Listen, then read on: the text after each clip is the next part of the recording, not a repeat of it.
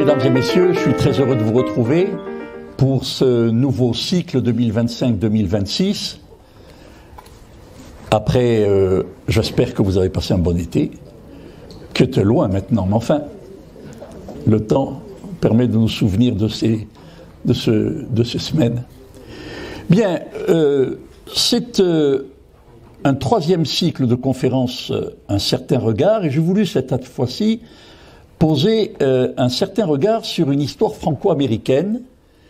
Évidemment, vous savez que je ne suis pas historien, que je ne suis pas professeur d'histoire, donc je ne veux pas faire un entretien de spécialiste, mais j'ai voulu mettre trois focus pour illustrer ces relations plusieurs fois séculaires entre les États-Unis d'Amérique et la France.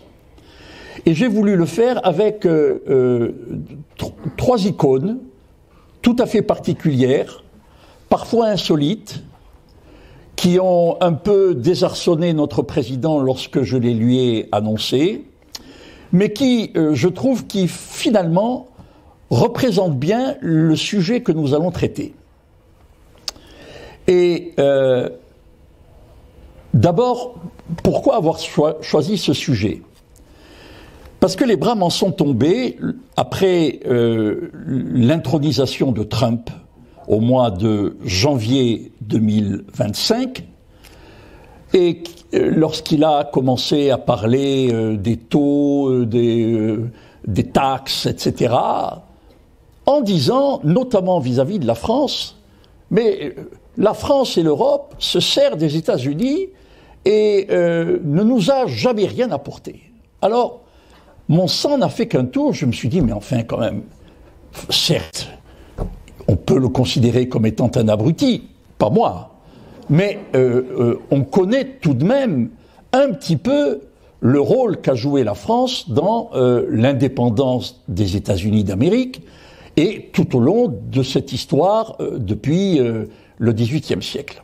Donc c'est pourquoi j'ai choisi ce sujet, laissant peut-être pour l'année prochaine le sujet initialement retenu. Et trois icônes vont servir de ce support à ce cycle. D'abord, la première icône, c'est Lafayette.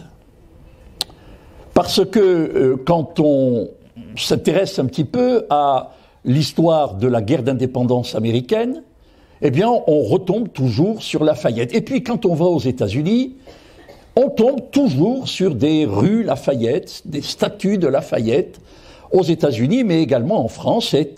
On va le voir dans un instant, une personnalité, un personnage historique qui a compté pour la France, notamment à la Révolution de 1848, mais également en 1830, et jusque tard encore dans l'histoire du XIXe siècle. C'est un homme qui a traversé les siècles, les époques, les révolutions, toujours tête poudrée, mais voilà, il avait peut-être ce que les Espagnols disent un duende, une sorte d'intuition historique qui traverse les siècles.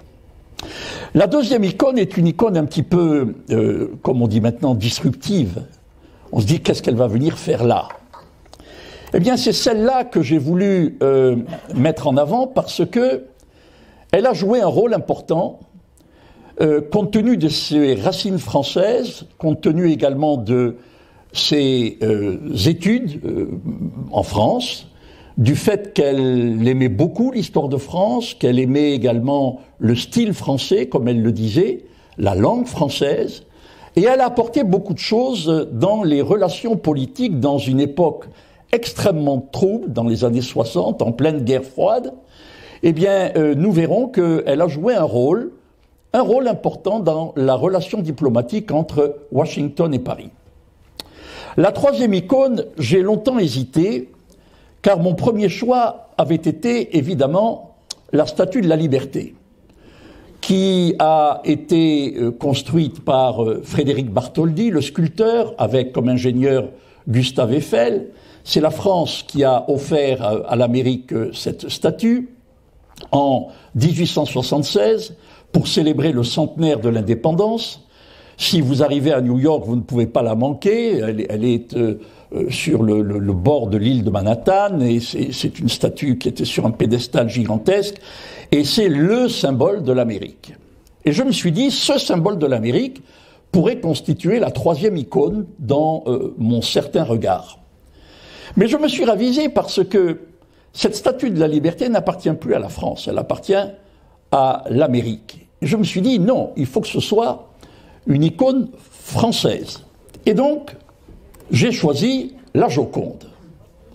Et vous allez voir, lors de la troisième séance, qu'elle a joué un rôle extrêmement important, notamment grâce à l'entremise d'André Malraux et de Jacqueline Kennedy, dans la relation très étroite entre les États-Unis d'Amérique et la France. Alors, si vous le voulez bien, la première partie, nous allons parler de Lafayette. Mais avant de parler de Lafayette, qui n'interviendra que dans le deuxième chapitre de cette première partie, il faut quand même planter le tableau et dire pourquoi nous nous sommes retrouvés en 1780, après bien sûr la déclaration d'indépendance, sous l'autorité de notre roi Louis XVI, auprès des insurgés, des rebelles, comme disaient les Britanniques, américains, pour essayer de les aider à construire une république, alors que nous étions une monarchie de droit divin absolu, etc. Et donc, on est obligé de remplir... Voilà. On est obligé de revenir un petit peu à ce qu'était l'Empire britannique au XVIIIe siècle. C'était un empire considérable, qui a été bâti grâce à la puissance de sa Royal Navy, de sa marine de guerre et marine marchande, qui a constitué un véritable empire sur tous les continents.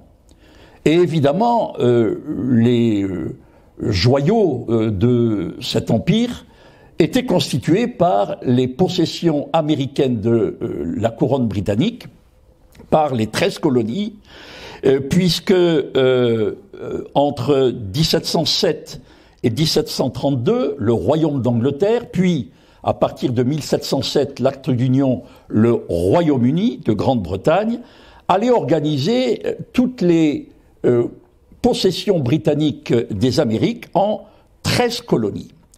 Et ces colonies sont marquées par un caractère extrêmement hétérogène. On ne va pas parler de ces colonies à proprement parler, mais on va plutôt aborder leur sentiment dans un deuxième temps, dans un sentiment d'indépendance et une volonté de s'émanciper par rapport à Londres. Ces territoires étaient constitués, passez-moi l'expression, de briques et de brocs. Notamment, évidemment, des Européens qui sont arrivés à partir du début du XVIIe siècle, que ce soit de la France, du Royaume-Uni, mais également de l'Allemagne, de toute cette Mitteleuropa, qui avait connu la guerre de 30 ans, la guerre de 7 ans, qui voulait les guerres de religion, qui voulait un petit peu également se mettre entre guillemets au vert, et qui voulaient partir pour l'Amérique, car on leur donnait, on leur concédait des petits territoires, des petites parcelles pour pouvoir éventuellement s'installer avec leur famille. Alors, l'Empire britannique, c'était un empire colonial extrêmement important, le premier, puisque l'Empire espagnol avait déjà connu un déclin, comme nous l'avons vu l'année précédente. C'est par cet acte d'union du 1er mai 1707 que les couronnes écossaises et anglaises se sont réunies pour faire, dans un premier temps, le Royaume-Uni Grande-Bretagne, puis ensuite d'Irlande, puis ensuite de Grande-Bretagne et d'Irlande du Nord au XXIe siècle. Ces 13 colonies, elles sont sur la façade atlantique, puisque, bien sûr, l'intérieur des terres n'a pas été encore colonisé par les Britanniques, mais l'intérieur des terres, nous allons le voir dans un instant, avait été colonisé par les Espagnols et surtout par les Français, puisque c'est nous qui nous intéressons aujourd'hui. Donc vous avez 13 colonies avec des États plus ou moins, enfin des colonies plus ou moins grandes, ce ne sont pas encore des États. Vous avez l'État de New York avec notamment la ville de New York, qui n'est pas la capitale, c'est Albany, sur la péninsule sur l'île de Manhattan. Et vous avez la Pennsylvanie qui, à l'époque, jouait un très grand rôle avec comme capitale, enfin comme ville principale, la ville de Philadelphie qui jouera un rôle historique important dans cette affaire. Alors, la France en Amérique du Nord, avant 1763, c'est le traité de Paris qui nous a complètement squeezé. Il y a il y a eu avant 1763 le traité d'Utrecht qui a mis fin aux guerres européennes. La France était propriétaire en propre, puisque la couronne de France était propriétaire d'un territoire considérable en Amérique du Nord, beaucoup plus important que le royaume de Grande-Bretagne, puisque cela allait de l'estuaire du Saint-Laurent jusqu'au delta du Mississippi. Vous voyez toute cette les grands lacs, cette portion bleuie qui est extrêmement importante et qui possédait également des richesses minières, des richesses agricoles importantes. À partir, évidemment, la troisième puissance était la puissance espagnole qui possédait, grâce à ses colonies mexicaines, la Floride et puis ce qui est aujourd'hui le Texas, l'Arizona, le Nouveau-Texas, toute la partie orangée. Alors, après 1763, eh bien, il ne nous reste plus grand-chose, puisque seule l'île de Saint-Domingue reste à la couronne française. La Louisiane a été plus ou moins cédée, la province du Québec également, et les colonies espagnoles ont pris également la part du lion dans le traité de Paris, puisque la France a cédé des territoires à la couronne espagnole. Les 13 colonies sur la bande atlantique étaient restées rattachées à Londres. Alors, petit à petit, au cours du XVIIIe siècle, la France va voir, comme je viens de le dire, ses possessions en Amérique du Nord réduites de façon considérable, et les différents ministres de Louis XV, d'abord avec Choiseul, de Louis XVI avec Vergennes, ont voulu mettre toute leur énergie pour essayer d'avoir leur revanche sur Londres. Et dans ce contexte, les différents événements marquants de la seconde moitié du XVIIIe siècle jusqu'à la guerre d'indépendance américaine vont permettre à la monarchie française de s'imposer, ou en tous les cas de trouver une place dans ce qui commençait à sourdre comme étant une insurrection, une guerre, peut-être pas au début d'indépendance, mais une guerre de revendication de droits de la part des populations qui habitaient les 13 colonies américaines. Alors, ces 13 colonies vont passer par différentes étapes. Elles n'étaient pas assimilées, ou en tous les cas intégrées les unes aux autres, elles étaient assez distanciées les unes par rapport aux autres.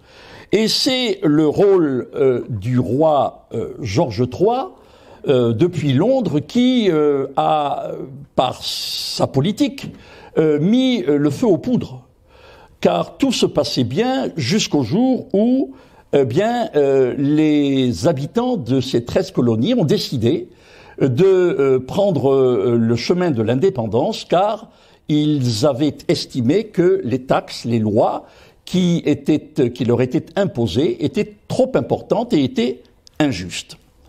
Alors, dès le 4 juillet 1776, il y a eu la déclaration d'indépendance des États-Unis à Philadelphie. Nous y reviendrons un petit peu plus longuement plus tard. Et c'est à partir de là que George Washington a été désigné par les différents conseils de ces 13 colonies comme premier président des États-Unis d'Amérique.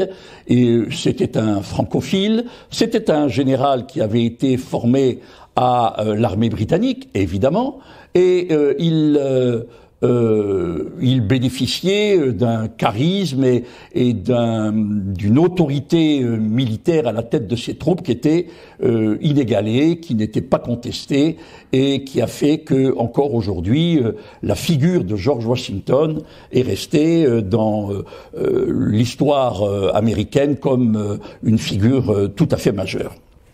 Et puis, à côté de cette figure, de l'autre côté de l'Atlantique, eh bien, c'était la figure du roi Louis XVI, qui a voulu, au début évidemment, se montrer extrêmement prudent, a été réservé à l'idée d'entrer réellement en guerre contre Londres, contre l'Angleterre, contre le Royaume-Uni, et puis petit à petit, voyant comment les insurgés, les patriotes, comme on les appelait à l'époque, se débrouillaient sur les théâtres d'opération là-bas, eh bien, le Royaume de France a commencé à dire mais pourquoi ne pas s'inspirer de ce qui se passe?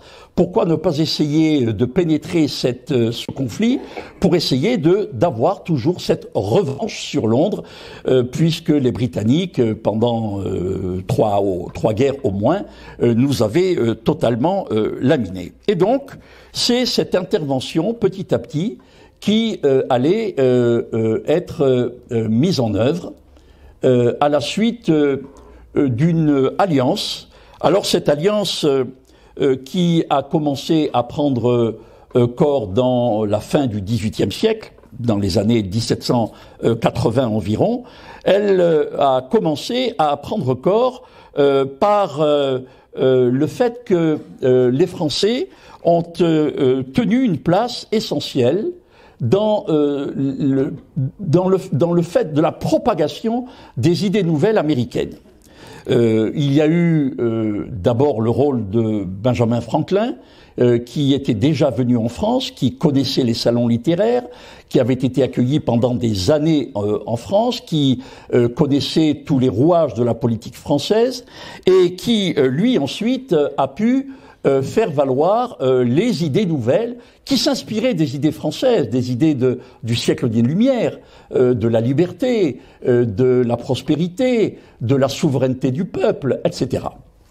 Et donc, c'est à partir de ces idées que les aspects de coopération entre les deux parties ont pu voir le jour. Alors, les travaux, c'est intéressant, les travaux historiques, scientifiques qui ont pu être menés sur le rôle de la France dans la guerre d'indépendance américaine ont été extrêmement importants au milieu du XIXe siècle. Et certains historiens se sont posé des questions de savoir pourquoi à cette époque-là, la France, qui n'avait pas eu encore, entre guillemets, besoin des Américains, il n'y avait pas eu la guerre de 14, la guerre de 40, etc. Pourquoi les historiens, les universitaires se sont intéressés à cela? En réalité, ce sont les politiques qui se sont intéressés à cette guerre d'indépendance et au rôle qu'a joué la France. Parce que la France, à cette époque-là, au milieu du XIXe siècle, était une France qui commençait son œuvre coloniale. Et elle avait pris comme emblème de sa volonté colonialiste son caractère universaliste. Encore de nos jours, on parle du rôle de la France comme étant le phare des Lumières, le phare de la liberté pour le monde, etc., etc. Bon, est-ce vrai, est-ce faux? Je vous laisse libre de penser ce qui convient. Mais il n'empêche qu'à cette époque-là, le rôle de la France, notamment vis-à-vis de l'Afrique, était de dire mais la France a apporté aux États-Unis d'Amérique ses lumières, sa force, sa vigueur, ses nouvelles idées, etc., comme elle est en train d'apporter son universalisme et ses lumières sur le continent africain. Et puis, à cette époque-là, Napoléon III, notamment, avait voulu mettre le doigt dans cette fameuse campagne mexicaine. Bon, on ne va pas revenir là-dessus, mais il n'empêche que le frère de François-Joseph, qui était empereur d'Autriche, se voit proposer le trône impérial du Mexique. Il avait épousé une petite princesse belge, la princesse Charlotte, qui rêvait d'avoir comme sa belle-sœur une couronne impériale sur la tête, et ils sont partis dans cette expédition mexicaine. Il a été proclamé empereur du Mexique. Ça s'est très mal terminé puisqu'il a été fusillé à Querétaro. Mais quoi qu'il en soit, Napoléon, lui, dans cette aventure, a encore une fois de plus dit mais c'est la France qui aide le Mexique à son indépendance, à sa volonté de vouloir s'émanciper. Elle ne s'est émancipée de rien du tout et c'est parti complètement en capilotade. Bref, tout cela pour vous dire que à ce moment-là, nous arrivons à une certaine idée de l'indépendance. Cette idée d'indépendance est venue très tard dans l'esprit des insurgés et des patriotes. Nous allons le voir. Le premier acte, j'allais dire, d'émancipation et non pas d'indépendance vis-à-vis de l'Angleterre, est dû à des taxes et à une politique métropolitaine qui a été imposée aux colons. Alors, on peut dater de 1775, de la bataille de Lexington et Concord du 17 avril 1775, comme étant le point de départ de cette fameuse aventure d'indépendance américaine. On va y revenir par la suite. Nous nous trouvons 1 an avant la déclaration d'indépendance. Et à cette époque-là, il n'était pas question de parler d'une quelconque indépendance. Les premiers congrès qui ont été organisés par les personnes, les exécutifs de ces 13 colonies, à aucun moment n'ont fait état d'une séparation et d'une coupure avec Londres. Au contraire, eux, ils voulaient toujours une réforme des institutions, une réforme également des actes qui pouvaient être imposés par Londres et une reconnaissance de leurs droits et peut-être aussi la volonté qu'ils avaient de vouloir prendre part aux jeux politiques. Nous y reviendrons dans un instant. Et celui qui a mis le feu aux poudres, c'est ce Premier ministre, Granville, qui a commencé par différents actes que vous avez plus ou moins en mémoire, car ce sont des actes que nous connaissons de l'histoire.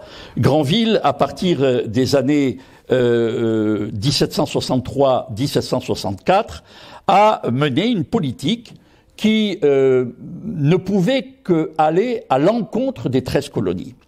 D'abord, ça a été, en avril 1764, le Currency Act, l'acte sur la monnaie, qui interdisait aux colonies de battre monnaie. Ils interdisaient cette loi interdisait également aux colonies de pouvoir agir sur le cours de la livre sterling, ce qui évidemment était pour eux, qui étaient surtout des marchands, quelque chose d'extrêmement péjoratif.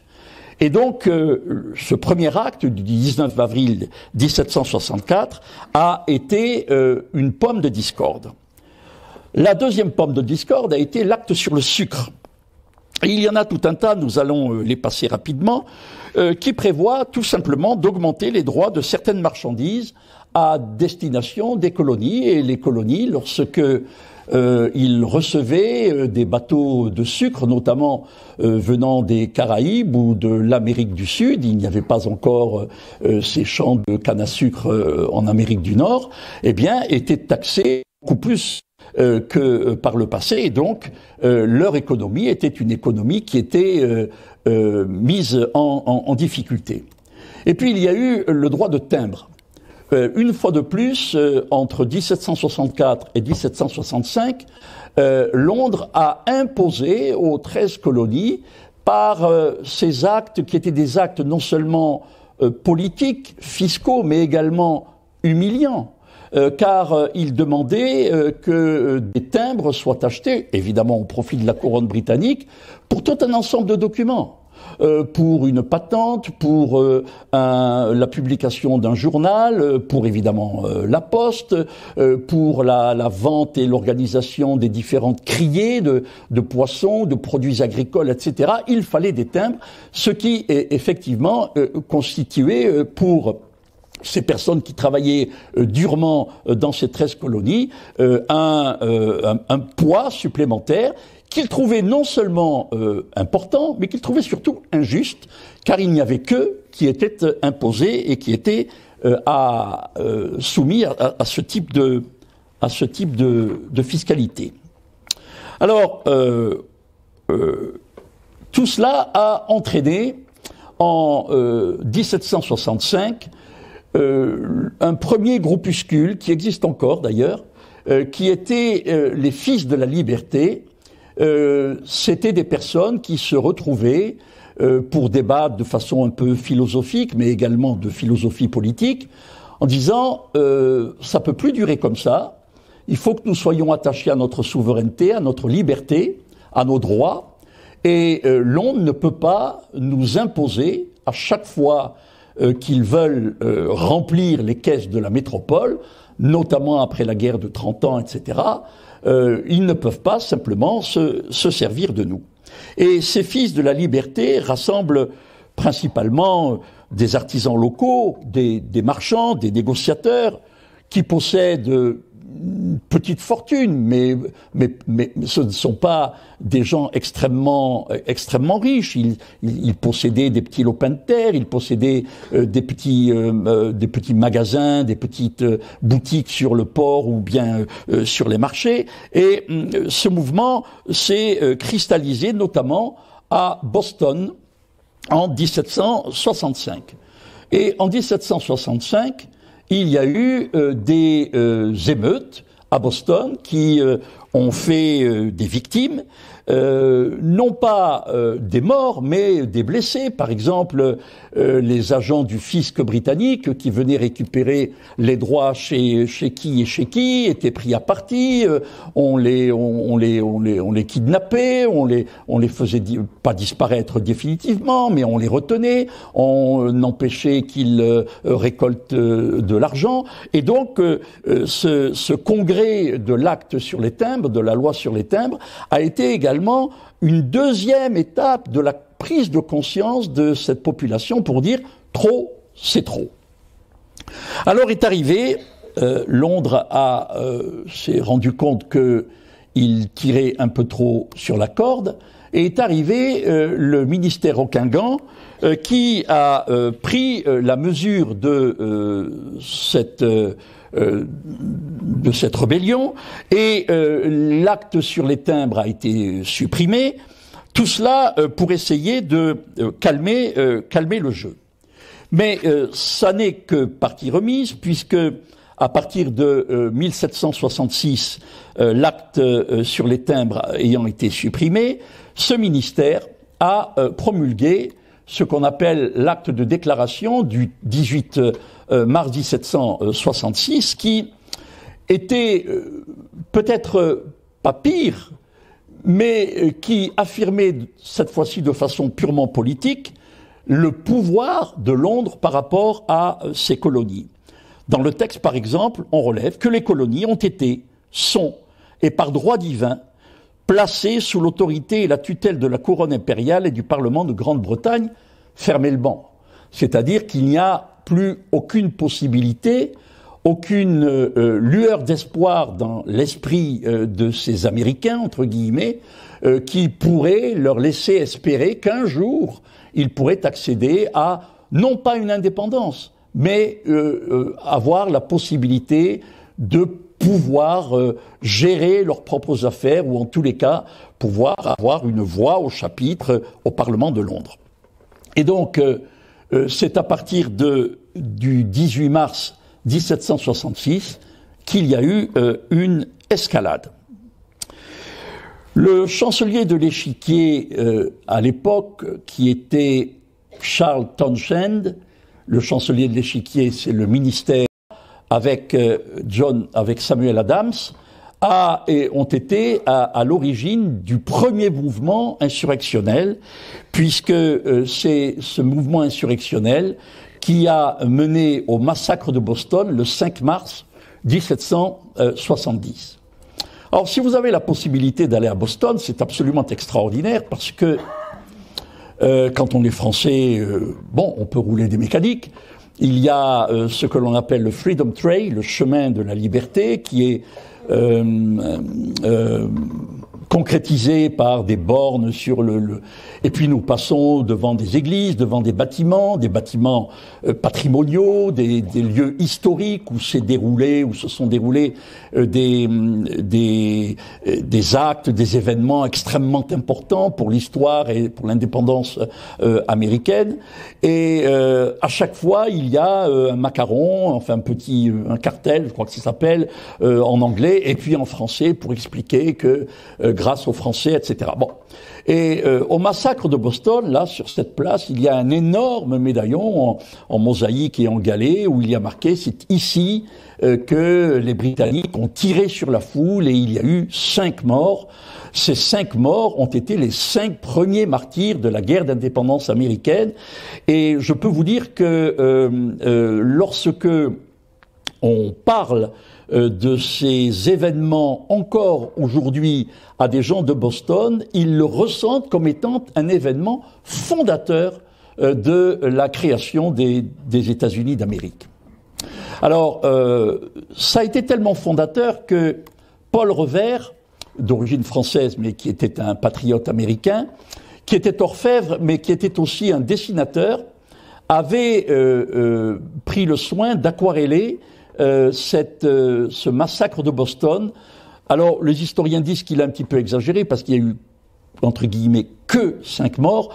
Et or là, on voit qu'il y a une quinzaine de personnes qui sont passées par les armes britanniques. Vous voyez les redcoats, les vareuses rouges des Britanniques qui tirent sur la foule. Et ce massacre de Boston a été quelque chose de très sanglant, de très prégnant dans la culture américaine. Il est à King Street, il est en plein centre de la ville de Boston. Et bon, c'est quelque chose d'important. Alors, cette réglementation donc a dégénéré avec des émeutes et un début d'insurrection. Le nouveau Premier ministre britannique, lui, a continué à maintenir sa politique jusqu'à l'acmé de cette politique qui a été ce que nous savons, l'acte sur le thé, qui était important parce que d'abord il y avait un commerce de thé entre notamment la métropole britannique et les colonies, qui était par la Compagnie des Indes orientales, mais également il y avait une autre compagnie qui était une compagnie hollandaise qui commerçait le thé avec les colonies britanniques. Et ce TIACT disait, eh bien, on va exonérer de taxes le thé qui est navigué, qui est transporté par les compagnies britanniques, et on va maintenir les taxes sur les autres compagnies. Le problème, c'est que la seule possibilité pour les Américains de se rebeller contre le pouvoir britannique était le boycott. Ils disaient, il y a déjà quelques mois, quelques années, nous n'allons plus acheter de thé britannique, on va acheter du thé hollandais. Il est moins cher et il nous fait parfaitement l'affaire, et comme cela, on ne va pas abonder les caisses de l'État britannique. Il se trouve que dans la mesure où les taxes baissent pour le thé britannique, évidemment, ipso facto, le thé néerlandais sera beaucoup plus cher, et donc cela va également entraîner des réactions de la part de la population. Alors, c'était la fameuse Tea Party de Boston, où des Américains se sont déguisés en Indiens, sont montés sur des bateaux, il y en avait plusieurs, 340 caisses de thé ont été jetées dans le port de Boston. C'est encore une manifestation d'indépendance et de souveraineté, de révolte, qui est commémorée régulièrement à Boston.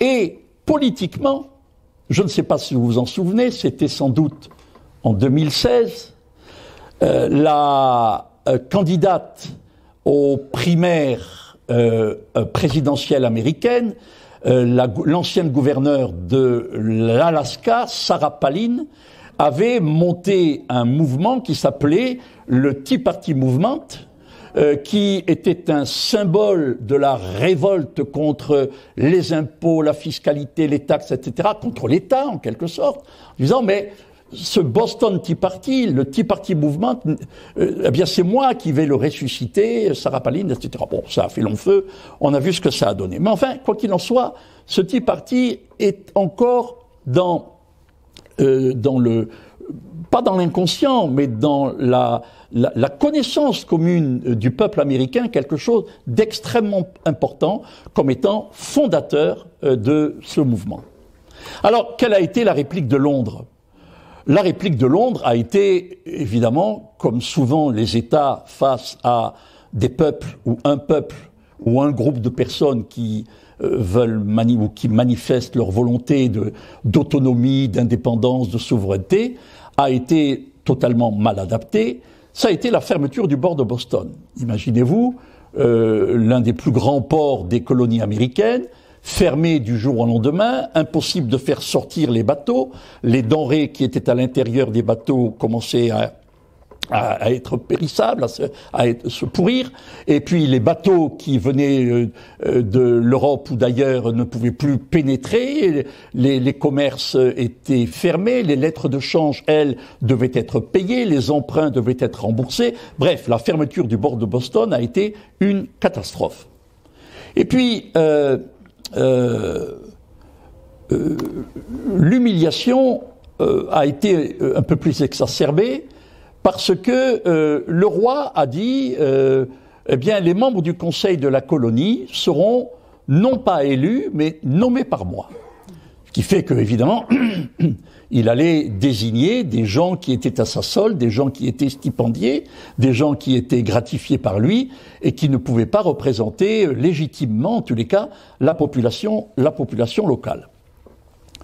La troisième humiliation, c'est que, alors que les colons jusqu'à présent devaient être et pouvaient être jugés par les juridictions coloniales des 13 colonies américaines, eh bien là, la couronne leur disait, eh bien, s'il convient à la couronne, les personnes qui sont arrêtées pour notamment insurrection ne seront pas jugées dans les colonies, mais seront jugées à Londres. Évidemment, les jeux étaient pipés, car à Londres, c'était compliqué. Ils n'avaient pas forcément de courroie de transmission, de relais sur place, notamment au niveau judiciaire. Les choses étaient quand même beaucoup plus onéreuses. Il fallait trouver une certaine défense, même si l'habeas corpus existait déjà.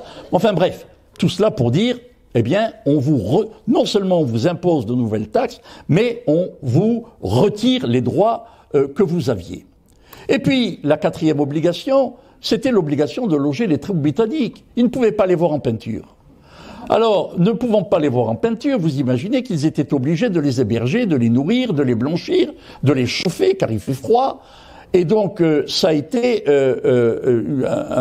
un élément supplémentaire. Et puis, la dernière réplique concerne un peu la France. C'est ce qu'on appelle le Québec Act. Alors, le Québec Act, je ne sais pas dans quelle tête britannique complètement tourmentée cette histoire a pu prendre naissance, parce qu'ils ont dit, mais pour les empêcher d'aller voir un petit peu en terre catholique là-haut avec les lois françaises, on va eh bien rétablir dans cette région des lois civiles. Ce qui fait que eux étant protestants, eux ne parlant pas le français, eux qui ne reconnaissaient pas la religion catholique, etc., ne pouvaient plus prétendre à une véritable extension des frontières vers le nord, ce qui fait que on leur bouchait, c'était une sorte de mur idéologique infranchissable, politiquement, religieux, qui était monté par Londres sur le nord de ces colonies. Alors, ce qui devait arriver arriva.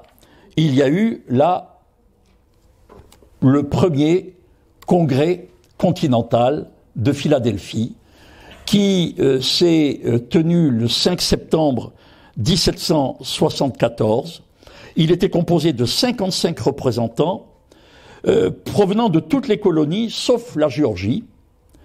Les députés ont réclamé les mêmes droits que les Britanniques. Ils ont affirmé le maintien du boycott des produits britanniques. Et le Congrès, qui a été dissous un mois plus tard, eh bien, n'a pas retenu la rupture avec la couronne britannique. Ce premier congrès n'a pas demandé l'indépendance des 13 colonies. Donc on était encore dans une idée de peut-être d'autonomie, mais surtout de respect et de reconnaissance de ces populations. Petit à petit, on se dirige tout de même vers l'indépendance, puisque à partir de 1775, les armes vont être utilisées de part et d'autre, mais surtout, ce que les Britanniques avaient fait déjà auparavant, surtout du côté des Américains. Les Américains vont s'armer, et alors que le général Gage, en avril 1775, qui avait été nommé commandant en chef des armées britanniques d'Amérique du Nord, envoie 800 hommes à Boston, il voulait se rendre à Concorde pour piller les arsenaux qui avaient été petit à petit organisés et mis en œuvre par les Américains. Il se trouve, là encore, c'est un événement légendaire de cette guerre d'indépendance américaine, le fameux Paul Revere, qui était joaillier, orfèvre et dessinateur, avait entendu dans les pubs, dans les bistrots, que le général Gage allait se diriger vers Concorde pour prendre toutes les armes des Américains. L'ayant su, il monte sur son cheval avec une lanterne à la main, c'est une figure iconique de cette guerre d'indépendance, et il va immédiatement à Concorde pour dire « débarrassez les arsenaux de toutes nos armes, les Anglais arrivent, ils vont nous les piquer ». Et alors, c'est ce fameux événement où on voit Paul Revere sur son cheval avec une lanterne en disant « vite, vite, sauvons nos armes car les rouges arrivent », les rouges c'est les Britanniques et non pas les communistes, les rouges arrivent pour essayer de nous voler tout cela. Et c'est à partir de là que les Américains ont été armés, et bien armés, grâce à notamment un Français, nous allons le retrouver tout à l'heure, Beaumarchais, qui était également un trafiquant d'armes au profit d'abord de son propre trésor, mais au profit aussi des Américains. Les Anglais, eux, voyant cela, vont se réfugier, se fermer à Boston, et c'est à Boston qu'a lieu, le 17 juin 1775, la bataille de Bunker Hill, qui est toujours un lieu extrêmement important à Boston, qui a été une bataille sanglante, et c'est cet obélisque dans la ville de Boston qui matérialise l'endroit où les Américains ont versé leur sang pour leur indépendance.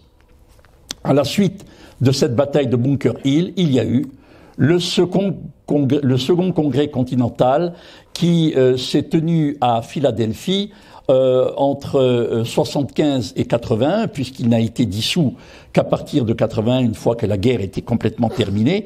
Et c'est là que les comités des 5 qui ont été réunis à proclamer l'indépendance des États-Unis en prenant appui sur ce livre, qui est un livre également peut-être un petit peu comme le nôtre, l'esprit des lois, de Thomas Paine, qui s'appelle le Common Sense, le sens commun, et qui mettait au jour, qui développait, qui articulait l'idée sur la philosophie des Lumières, sur l'indépendance, sur l'autonomie de l'individu par rapport au collectif, sur l'idée de souveraineté du collectif par rapport au monde oppressif, etc., etc. Donc Thomas Paine est encore, dans l'esprit de la philosophie politique américaine, un grand penseur sur le droit des peuples. Et c'est à partir de là que la Déclaration des droits de Virginie du 12 juin 1776 a été une déclaration également extrêmement importante, puisque nous y trouvons cette fameuse phrase de James Mason, tous les hommes naissent naturellement également libres et indépendants et possèdent certains droits inaliénables, ce qui était quelque chose de, pour le coup, entre guillemets, révolutionnaire. Car en Europe, les hommes ne naissaient pas naturellement libres, et c'est dans ce pays qui connaissait l'esclavage jusque encore pendant presque un siècle, a émis l'idée que les hommes pouvaient naître naturellement et également libres. Alors un comité des 5 a été créé à l'occasion de ce premier comité de 76. Il y avait John Adams qui a été un président américain, Benjamin Franklin qui est le plus français des Américains, puisque il a été ambassadeur à Paris après la reconnaissance de l'indépendance américaine. Il y a une très belle statue de Benjamin Franklin qui est sur la passerelle qui s'appelle la passerelle Cédar-Senghor, je crois, à Paris, qui va sur la rue de la Grande Chancellerie, la Légion d'honneur, l'ancien parti socialiste, comment s'appelle, Solferino. Vous avez une statue de Benjamin Franklin. Vous avez Jefferson qui était également un ancien président, Livingstone et Roger Sherman, des grands penseurs, des hommes qui ont créé le pays que nous connaissons, en tous les cas, qui existe encore aujourd'hui. Cette déclaration d'indépendance du 4 juillet 1776 contient cette fameuse phrase qui reprend la déclaration de Virginie, avec toujours cette référence au Créateur, à Dieu. Ils sont doués par le Créateur de certains droits inaliénables. Parmi ces droits se trouvent la vie, la liberté et la recherche du bonheur. La recherche du bonheur qui est toujours important dans l'esprit américain, puisque trop d'États tuent l'individu et ils ont une façon de penser qui n'est pas la nôtre. Alors cette déclaration d'indépendance se trouve dans les archives nationales à Washington. Ça, c'est un bâtiment absolument extraordinaire. C'est sur la grande avenue qui passe devant Pennsylvania Avenue, là où se trouve la Maison Blanche. D'un côté, il y a le monument de Lincoln, où on voit Lincoln dans son fauteuil, etc., avec le Grand Canal. Vous avez le Washington Memorial, le grand obélisque là qui est entouré de drapeaux américains. Et puis tout au fond, vous avez le Capitole. Et donc quand vous êtes sur le monument de Lincoln, vous avez cette immense perspective qui fait plusieurs kilomètres pour arriver directement sur la coupole du Capitole, avec le petit bonhomme qui tourne le dos à la ville parce que la ville devait être construite à l'envers. Et l'enfant, qui est un architecte français qui a construit Washington, a décidé au dernier moment de retourner la ville, ce qui trouve qu'il monte ses fesses au public. Mais enfin bon. Et donc, en remontant sur la gauche, vous avez notamment les archives où vous avez la déclaration d'indépendance, vous avez la déclaration de Virginie et la Constitution américaine qui viendra plus tard, qui commence par nous, le peuple américain, etc. Bon, c'est dans des vitrines hyper sécurisées avec des Marines partout, donc vous pouvez pas faire un geste sans que les gens se jettent sur vous, mais c'est assez bouleversant parce que c'était au XVIIIe siècle et plus de 10 ans avant notre propre révolution. Alors c'était quelque chose de très important. Alors 3 grands principes de cette déclaration. D'abord, c'est un contrat social entre le peuple et ses représentants.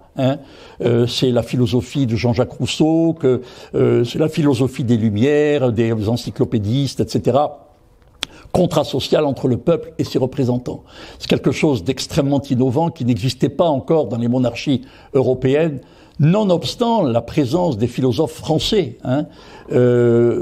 et des despotes éclairés, comme il pouvait y en avoir en Prusse ou avec Catherine la Grande également en Russie. Le contrat social n'existait pas. La loi de l'autocratie, c'était la loi du roi. La religion du roi était la religion du peuple, etc.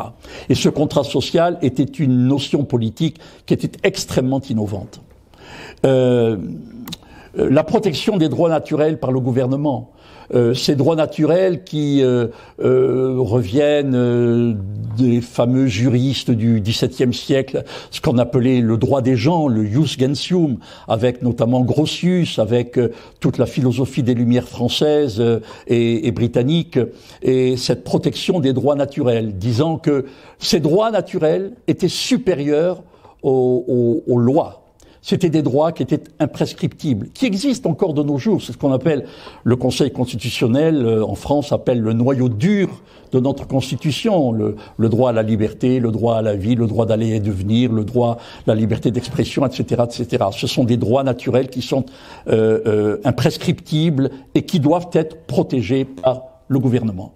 Et puis le devoir de révolte, qui était quelque chose d'extraordinaire pour les Européens de l'époque. Car en Europe, on n'avait pas le droit de se révolter. Et là, cette déclaration d'indépendance dit, eh bien, si ces principes ne sont pas respectés par ceux qui nous gouvernent, eh bien, le peuple a le droit de se révolter, debout, devant et en avant. Et pour les Européens, c'était quelque chose d'incroyable, d'incompréhensible. La France ne l'a compris que beaucoup plus tard. Et eux, ils l'ont compris à cette époque-là. Alors, je vous ai mis la photo, j'ai pas suivi mon texte, alors je sais pas où je suis là. Hein. On va voir. On arrive à cette déclaration qui a été proclamée à Philadelphie. Alors, quand vous arrivez à Philadelphie, c'est absolument incroyable, parce que j'avais pas de guide. Alors quand vous entrez dans cette salle, vous êtes bluffé parce que vous trouvez ça. Vous trouvez à droite le portrait de Louis XVI et à gauche le portrait de Marie-Antoinette. Et alors évidemment, vous vous retrouvez derrière des petites barrières en bois là que vous voyez. Alors vous pouvez passer la tête à 4 ou 5.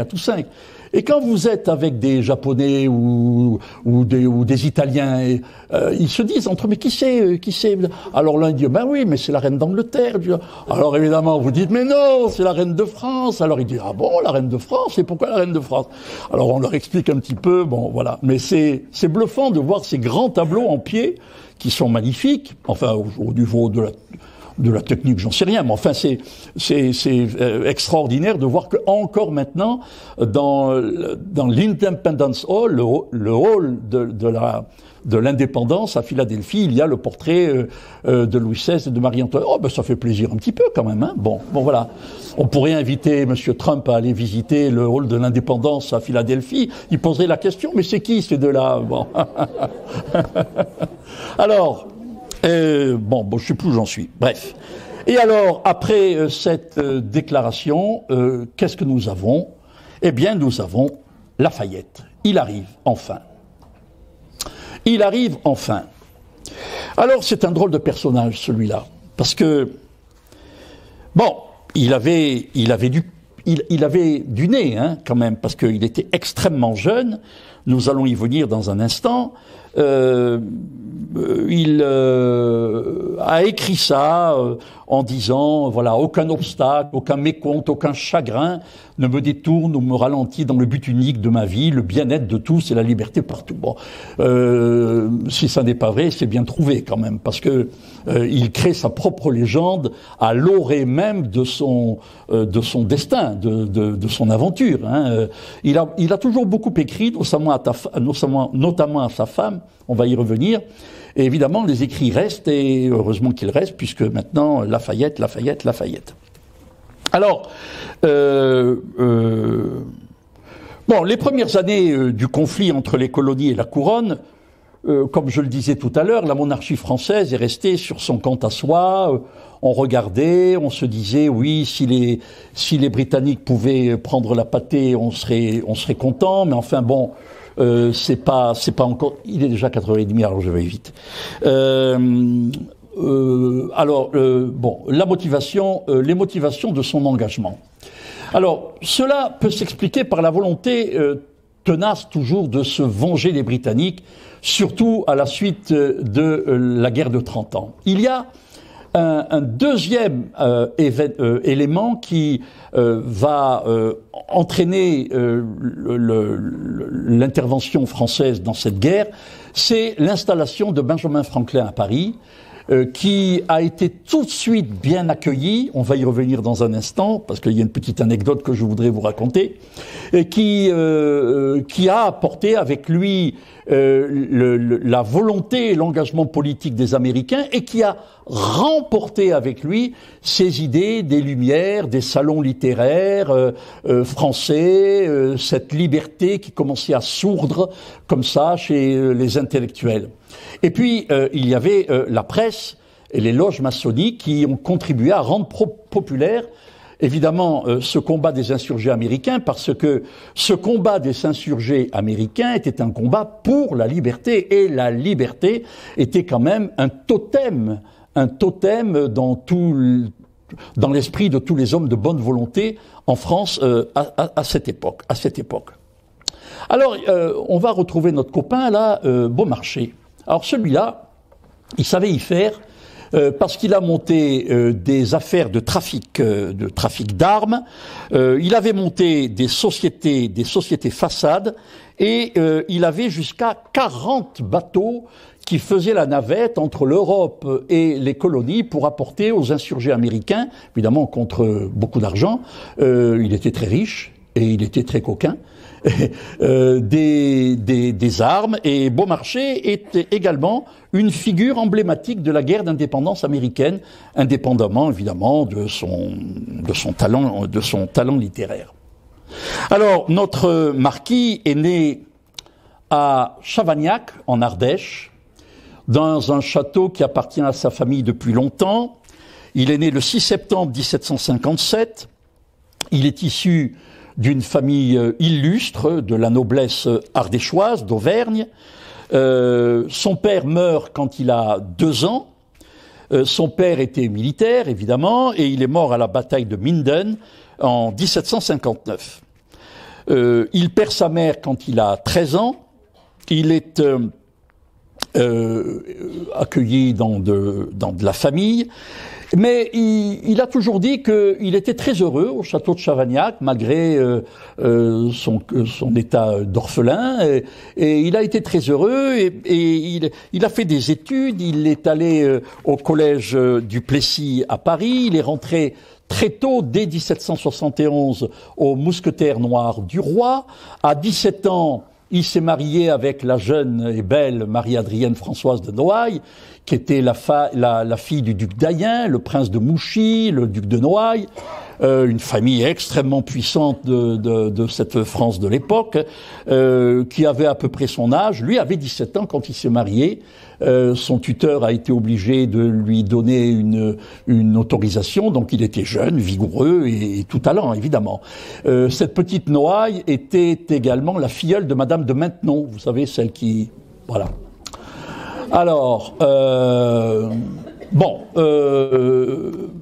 il rentre à la Loge Saint-Jean les statuts de cette loge, et il écrit dans ses mémoires, parce qu'il monumentait également sa légende, avait attiré l'attention des hommes. C'était le dernier combat de la liberté. À la première connaissance de cette querelle, mon cœur fut enrôlé et je ne songeais qu'à joindre mes drapeaux. Alors, il a pris ses drapeaux, en effet, et il a pu partir. Il se retrouvait à Metz avec le comte de Breuil, qui était un diplomate et un espion, qui le fait connaître celui qui a été également personnage extrêmement important de la guerre d'indépendance, c'est Silas Deane, qui est un Américain très connu, très célèbre, très riche, très intellectuel, et qui, malgré la jeunesse de Lafayette, puisqu'il n'avait que 19 ans, il lui a dit « Ok, je vous amène avec moi en Amérique et vous allez combattre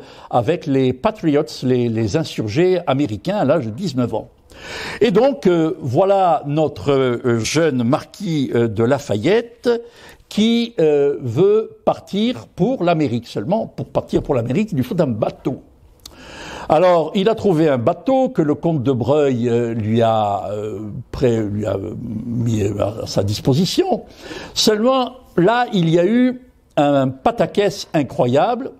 que les historiens n'arrivent pas à débroussailler, parce que le roi ne voulait pas qu'il y ait un aristocrate aussi célèbre que Lafayette, gendre du prince de Noailles, qui aille aux États-Unis. Donc, il a imaginé l'idée d'une lettre de cachet contre Lafayette pour lui interdire de prendre le bateau La Victoire pour se rendre aux États-Unis.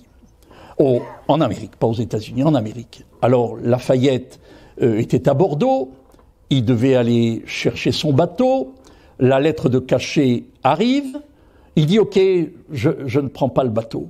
Alors il s'en va à Marseille, et puis à Marseille, il retourne à Bordeaux, et finalement il prend le bateau. Alors on dit finalement cette lettre de cachet qu'on n'a jamais retrouvée, n'a jamais existé, ou en tous les cas elle était factice, pour que la couronne de France puisse dire « Il est parti, mais c'est pas moi. Il est parti, motu proprio, c'est lui qui a voulu partir. » Alors, il a retrouvé à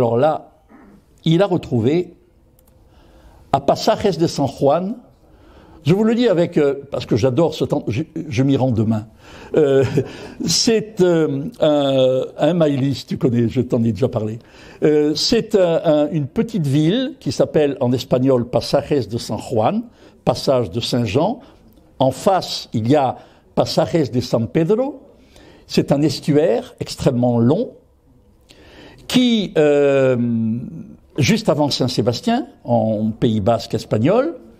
Et alors il y a une petite navette qui fait entre San Juan et San Pedro, un petit peu comme sur les canaux de Venise. Il y a un très bon restaurant là.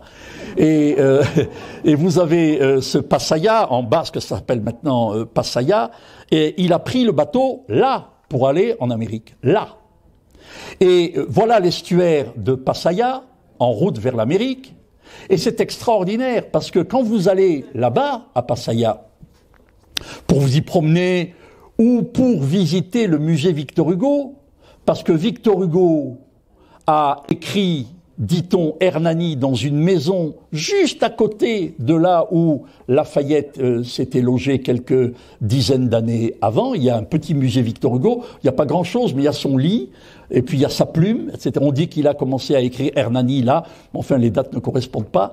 Et c'est en quittant Pasaia et en se rendant à Bordeaux, qu'à Bordeaux, on lui donne un journal de Paris où on lui dit que sa fille Léopoldine était morte à Villequier avec son époux Charles, j'ai oublié son nom, dans la rivière. Et donc de Bordeaux, je fais là.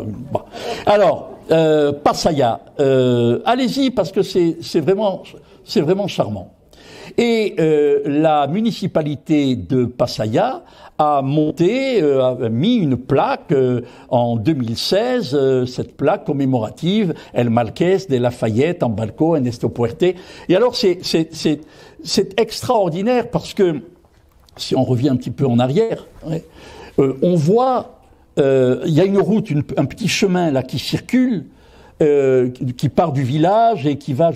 Et quand vous arrivez au fond de ce goulet d'étranglement, vous avez l'estuaire qui s'ouvre sur une mer infinie et on imagine la Victoire partir là-bas pour l'Amérique avec la ligne d'horizon au fond. C'est absolument extraordinaire. C'est une grande saga. Et à chaque fois que j'y vais, c'est assez bouleversant. Voilà. Alors, hop. Alors il écrit à sa femme cette lettre aussi extraordinaire, la liberté que j'idolâtre, je n'y porte que ma franchise, ma bonne volonté, enfin bon, il arrive là-bas, il est accueilli par Washington, qui lui donne une commission de major général des États-Unis, il a 19 ans, il est plus jeune que Napoléon, il est plus jeune que Chaban-Delmas, ben oui, Chaban-Delmas avait 22 ans, il est plus jeune que tous nos généraux, et donc il avait 19 ans, donc quand il devient major général, tu te rends compte, c'est pas rien.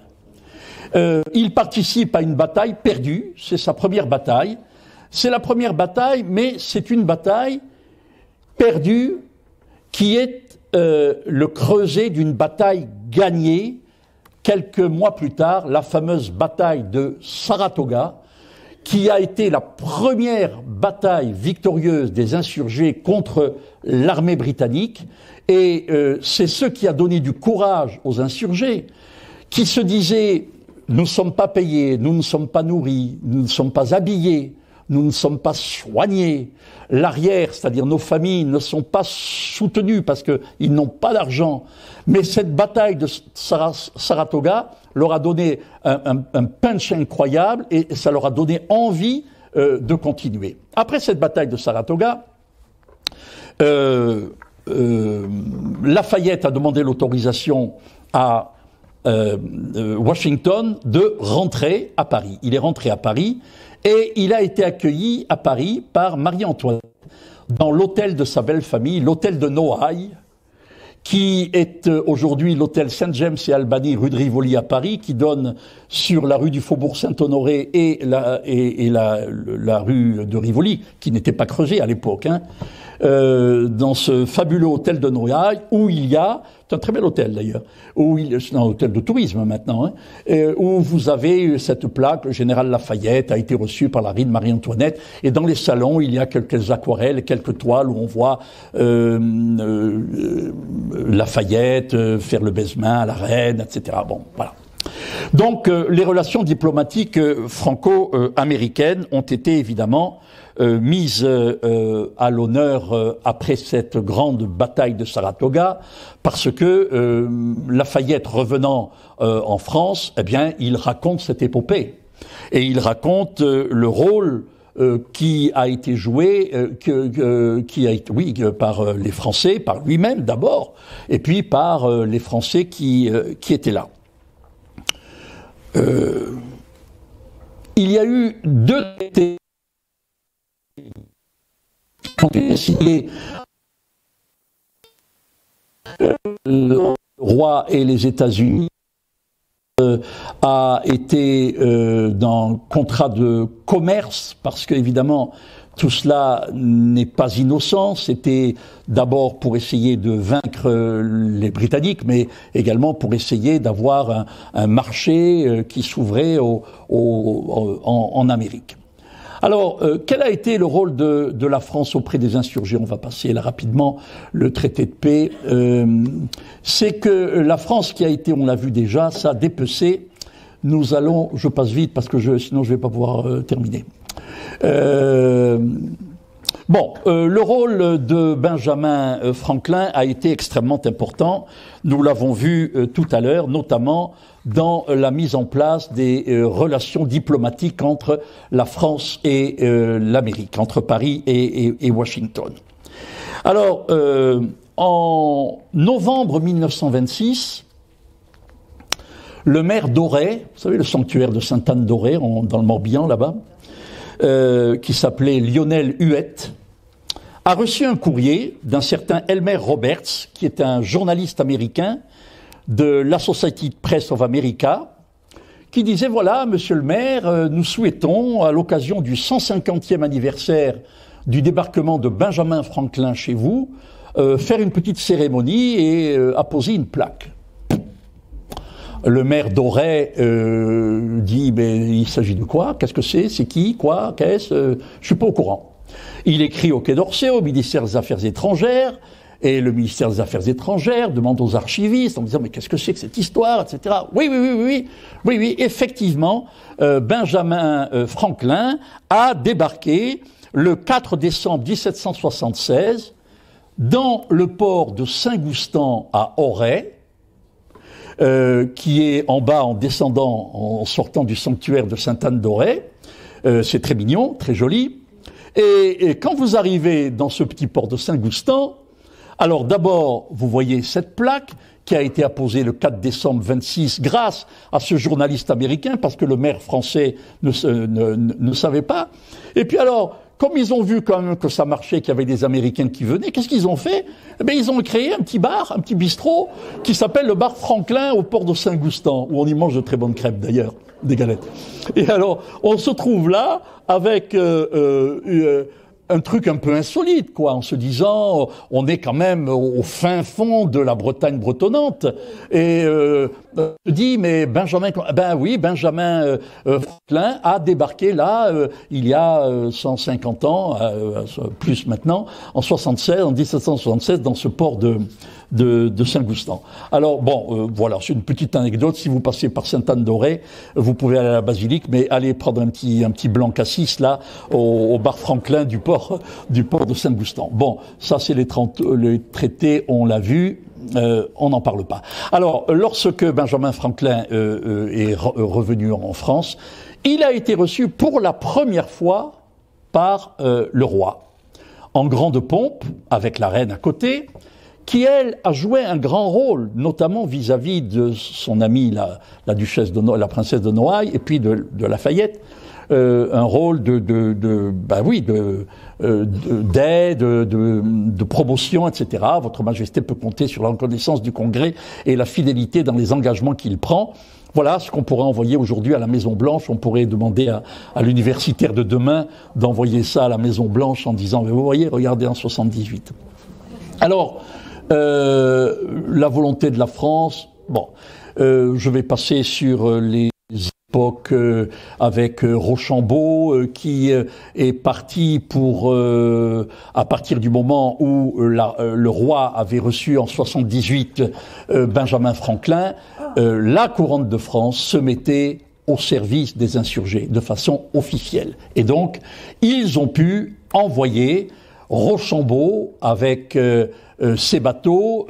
Lafayette est reparti en 1780 pour Boston sur le fameux bateau l'Hermione, qui, comme vous le savez, a été reconstruite, la voilà, mais est en cours de désintégration, parce qu'ils n'ont plus d'argent, et que si on ne vient pas les aider, le bateau qui a été reconstruit en 10 ou 15 ou 20 ans, ou je ne sais plus comment, va disparaître. Enfin bon, c'est comme ça, bref. Et voilà ce qu'il écrit à sa femme: l'on m'a reçu au bruit du canon, au son de toutes les cloches, de la musique qui marchait devant nous et des hurrahs de tout le peuple qui nous entourait. Une fois de plus, il était à la fête, Lafayette le premier. Il s'arrête dans la baie de Chesapeake. Là, il y a une première réunion qui n'avait jamais eu lieu, une première réunion officielle entre les armées françaises envoyées par le roi de France et George Washington à Hartford le 20 septembre 1780. En grande pompe, il est reçu, il a sa lettre de commission du roi, et c'est la fameuse campagne de 1781 qui arrivait à point nommé pour les Américains, puisque Washington était absolument désabusé, désespéré de voir dans quelles conditions ses troupes qui désertaient beaucoup étaient entretenues, car il n'y avait plus d'argent. Donc le roi de France est arrivé à point nommé, notamment avec le lieutenant-général des armées navales, De Grasse, qui a joué également un très grand rôle, mais qui est passé sous silence. Rochambeau, De Grasse, Villeneuve, le fameux amiral Villeneuve, qui est responsable de la bataille de Trafalgar, enfin bon, vous était là-bas, sont passés sous silence. Seul le phare, Lafayette, est resté comme une lumière française en Amérique. On va le voir in fine là de mon propos, j'ai encore un quart d'heure. Le général Cornwallis se retrouve pris en tenaille. Ils ont débarqué ici, vous le voyez, ils ont débarqué ici, et c'était la fameuse bataille de Yorktown. Les troupes françaises ont bouché l'estuaire de la baie de Chesapeake, et Cornwallis, qui était le chef britannique, était à Yorktown. Il ne pouvait plus faire venir un approvisionnement par la mer, il ne pouvait plus venir par la terre, puisqu'il y avait Rochambeau qui était de l'autre côté, donc il était pris en taille. Et c'est cette fameuse bataille de Chesapeake, puis ensuite le siège de Yorktown, avec Rochambeau d'un côté, les deux ponts. Alors c'est intéressant parce que le régiment des deux ponts c'est une ville qui appartient actuellement à l'État de Rhénanie-Palatinat en Allemagne, mais ça a un nom français, mais à un moment donné, c'était devenu français. Donc c'est pour ça qu'il y a le régiment des deux ponts. Après, il y a Hamilton et Washington. Bon, mais il y avait quand même regardez, il y avait quand même beaucoup de personnes il y avait 20 000, 9 000, 8 000, 8 000. Il y avait beaucoup de monde. Et Cornwallis, qui s'était réfugié dans Yorktown, évidemment, a été défait. La prise de Yorktown marque la fin de la guerre d'indépendance. Et vous voyez sur le tableau de droite, là, ou de gauche, celui-là, Lafayette, Rochambeau, qui reçoivent les armes de Cornwallis. Alors, la fin du conflit et le traité de paix, le traité de paix a été signé. Le traité de paix a été signé à Paris. Alors c'est important parce que, une fois de plus, Paris est à la fête, si j'ose dire, parce que il a été à l'origine, on peut le dire, certains historiens disent que certes il y aurait eu une indépendance, mais pas aussi rapidement. La France a été quand même un élément majeur, essentiel pour cette guerre. Alors le traité de paix a été signé dans l'ancien hôtel d'York, qui se situe rue Jacob à Paris. Je sais pas, vous voyez, Saint-Germain-des-Prés, rue Jacob. Alors c'est cet ancien hôtel, maintenant c'est une typographie, là, une imprimerie, et c'est le 3 septembre 1783 que le traité de Paris, marquant l'indépendance, reconnaissant l'indépendance des 13 colonies, l'indépendance reconnue par la France et par la Grande-Bretagne, voilà le traité de Paris, la paix qui a coûté à la France 796 millions de livres tournois. La dette de la France était de 3300 millions. C'est moins que maintenant, non, je crois. Bon, alors, c'est pas beaucoup, hein, c'est pas beaucoup. Alors, la dette de la France. Et Lafayette a raconté dans ses mémoires qu'il a été fait citoyen des États-Unis, il reçoit des décorations, etc. Il adore ça, et il est reconnu comme étant le faiseur d'indépendance, en tous les cas, le représentant de la France sur le continent américain. Alors, tout cela n'est pas terminé, parce que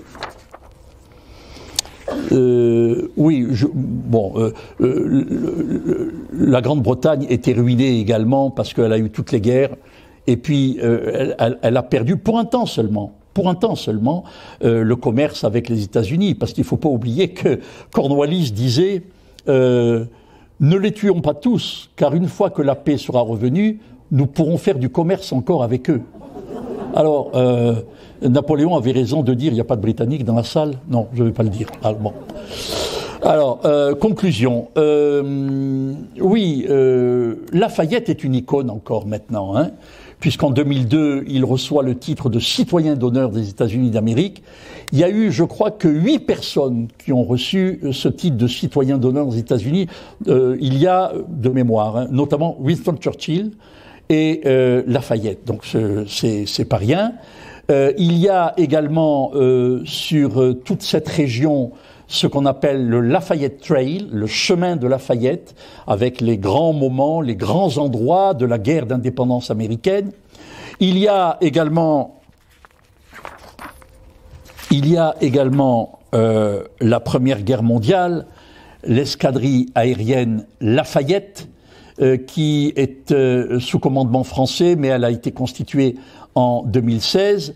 Et puis, il y a la fameuse phrase « Lafayette, nous voilà » en 1917. En voilà un autre qui arrive à piquer les bons mots de ses subalternes. On a toujours attribué cette phrase au général Pershing, Lafayette, we are here, mais en réalité, ce n'est pas lui qui l'a prononcé, c'est son chef d'état-major, le colonel Stanton, le 4 juillet 1917, au cimetière de Picpus, sur la tombe de Lafayette, il a dit, voilà, et notre honneur dans la résolution favorable de cette guerre, Lafayette, nous voilà. Alors, la tombe de Lafayette à Picpus, à Paris, et ce drapeau américain n'a jamais été enlevé, même pendant la Deuxième Guerre mondiale. Alors que Paris était occupé par les nazis, ce drapeau était resté sur la tombe de Lafayette. Le cimetière de Picpus est un très joli cimetière, vous avez des tombes de célébrités, et allez voir ça, parce que bon, c'est assez émouvant aussi. Alors, la frégate Lafayette, une armée française, vous avez la ville de Chavagnac, qui s'appelle maintenant la ville de Chavagnac-Lafayette depuis 1884, en Haute-Loire. Bon, c'est chic, c'est joli, hein, la Chavagnac-Lafayette. Le Puy-en-Velay a une statue de Lafayette. Vous avez des rues Lafayette à Paris. Vous avez la grande rue Lafayette à Toulouse, qui est la rue pénétrante qui va de la place Wilson jusqu'à la Poste et jusqu'au Capitole. Vous avez dans le nord de la Louisiane une ville qui s'appelle Lafayette. On n'y allait pas parce que ça ne présente aucun intérêt. C'est une ville immense, mais aucun intérêt. J'avais fait 300 kilomètres pour y aller, mais je m'en suis bien voulu parce que ça n'a aucun intérêt. Vous avez à Pauillac un bateau qui représente l'Hermione, qui était parti du port de Pauillac, des bateaux américains, donc c'est pour le souvenir. Et puis alors, bon, ça c'est une petite pour amuser, hein. Il y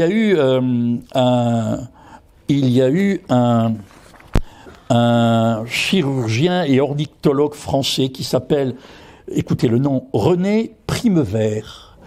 Ce René Primevère a dédié une espèce d'oiseau de la famille des Phasianidés à Lafayette en 1831. C'est le coq de Lafayette. Regardez comme il est beau, ce coq.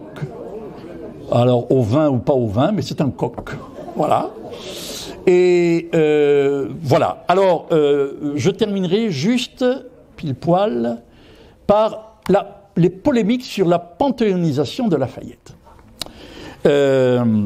En 2007, le président Sarkozy a évoqué à plusieurs reprises Lafayette dans son discours au Congrès américain, et Kouchner, qui était à l'époque au Quai d'Orsay, avait été interpellé, et on avait dit, mais voilà, il faudrait, à l'occasion du 250e anniversaire de la naissance de Lafayette, il faudrait peut-être prévoir, envisager une panthéonisation. Et il avait dit, ben oui, pourquoi pas, une panthéonisation, Lafayette, quand même, bon, c'est quand même un monument. Et il y a eu Jean-Noël Jeanneney, l'historien, le fils de son père et le petit-fils de son grand-père, qui est intervenu en eau trouble, en empêcheur de tourner en rond, dit « Ah oui, c'est embêtant quand même, je ne suis pas favorable parce que je ne peux pas imaginer, dit-il, voir reposer aux côtés de soldats tombés pour la Révolution